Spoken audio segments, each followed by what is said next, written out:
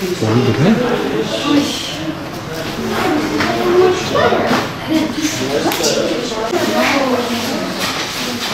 Bir tane gelsin. Bir tane. Varsa burada ya. Ne içeri?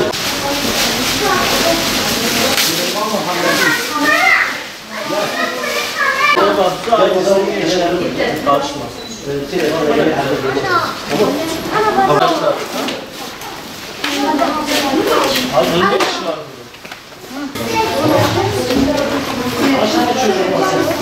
Arkanı.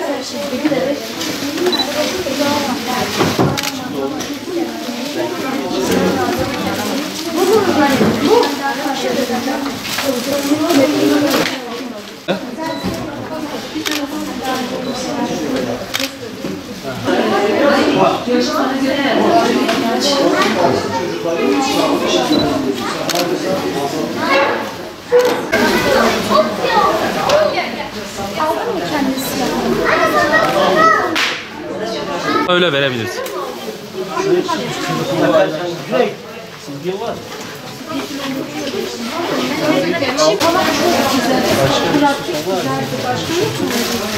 Hamza istiyorsan senin çantanı değiştireyim.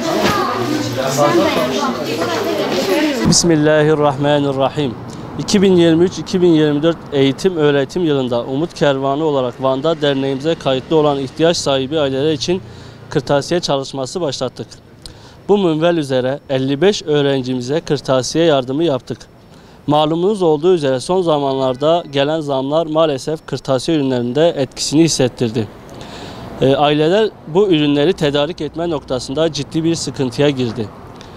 Biz de Umut Kervanı olarak bu ailelerin bu ihtiyaçlarını minimize etme adına kırtasiye, gıda, giyim, nakdi, ısınma vesaire ihtiyaçlarını mümkün mertebe gayret gösteriyoruz.